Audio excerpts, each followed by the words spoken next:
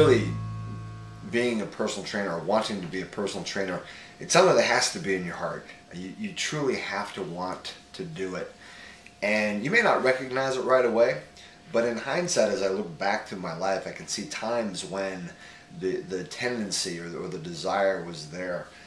And I think one of the earliest times where it showed up for me was when I was playing lacrosse in high school. And I was an okay lacrosse player. I mean, never anything great. We had a lot of extremely good talent in our high school. I was on the JV squad, and I believe it was in my sophomore year. We were out at practice one day, and every team has their fat kid. You know, the fat kid that shows up, and you don't really know why they're there. They clearly aren't going to see much play time. But they're there for whatever reason. They have dreams or hopes of being athletic one day, or perhaps they're there just to lose some weight. And more power to them. Hey, that's great. And well, we had our fat kid. We had Larry. And Larry was a super nice guy. He took a lot of abuse for being fat, and yet he still kept showing up and coming out to practice all the time. And he never really played much. He was like our second or third string goalie. And maybe he got into a game when we were up by 10 or 12 points. But he still kept showing up to practice. And but one day at practice, we always had to finish our practices by doing a long distance run. And while I may not have been a great lacrosse player, one of my strengths was distance running. I'd been on the cross country team in junior high. And so when it came to lacrosse practice, when we had to do the distant run, I could always finish in the top 2 or 3 guys. Clearly Larry, he was always usually dead last. He'd plod along. Well, at the end of every practice, Coach Mattia would have us run about a mile, about 2, 3, maybe 4 times around the practice fields. And on this particular day, we did the final run, and we'd come in and gather around Coach Mattia, take a knee. We'd take off our helmet and gloves and sticks and get the final parting words at the end of the day. And so I came in from the run, and we started gathering around, and there was Larry out running around the fields and plodding along. And Coach Mattia decided to lean into Larry on this particular day. And he started yelling at Larry. He's like, Larry, you know, if you so much as quit, if you so much as stop. He goes, I swear the whole team's going to run another mile, Larry. Don't you quit on me. You know, and it wasn't anything mean or cruel. He just put a little pressure on him. And when Coach Matty said that, I thought, oh man, I was like, there is no way Larry's going to make it without stopping. He always stops. He can't do it. And we had already run our mile, and I was in no mood to run another mile. I don't know what came over me, but for whatever reason, I just grabbed my helmet, grabbed my gloves and my stick, and I ran across the field to go catch up with Larry, because I'm thinking, man, somebody's got to help Larry out here, otherwise we're all going to be running another mile. It's kind of like choosing the lesser of 2 evils. You know, it's either run another mile or help Larry finish the first mile.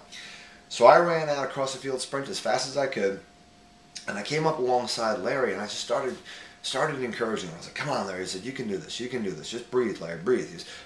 And he's out there, and he wanted to quit in the worst way, and I just would not let him. I was like, no, Larry. I said, you got to keep going. You got to keep going. Come on, Larry. And I wasn't trying to be a hero or anything.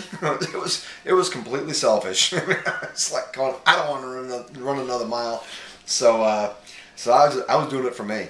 But I just kept encouraging him. I was like, come on, Larry, you can do it. You can do it. Just stay focused. Stay focused. Breathe, Larry, breathe. And we kept moving along. He plodding along, and he wanted to quit, but there was somebody there encouraging him that wouldn't let him quit. And he kept pushing and pushing, and we finally made it. We made it to the finish, and we did not have to run another mile. And I think Coach Matty was disappointed in me.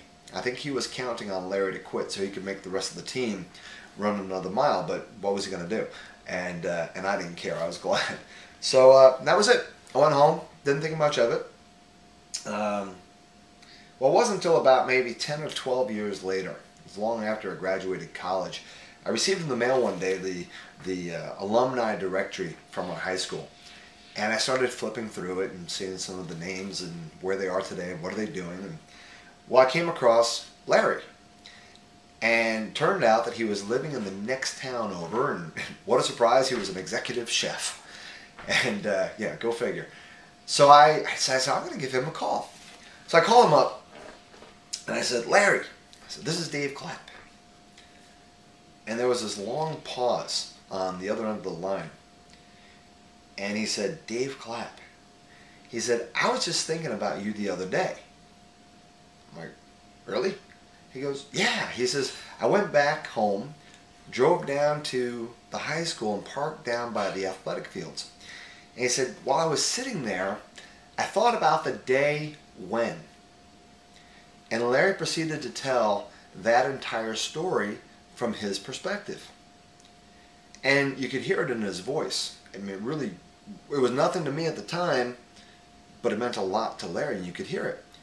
And Larry said to me, he says, Dave, he says, I will never forget that day. And that's really what personal training is. I mean, it's when you come up alongside somebody and you encourage them, you motivate them, and you keep them going. You don't let them quit, and you keep pushing them towards their own personal finish line. And it is tremendously rewarding to see what that does for them. And that's what personal training is.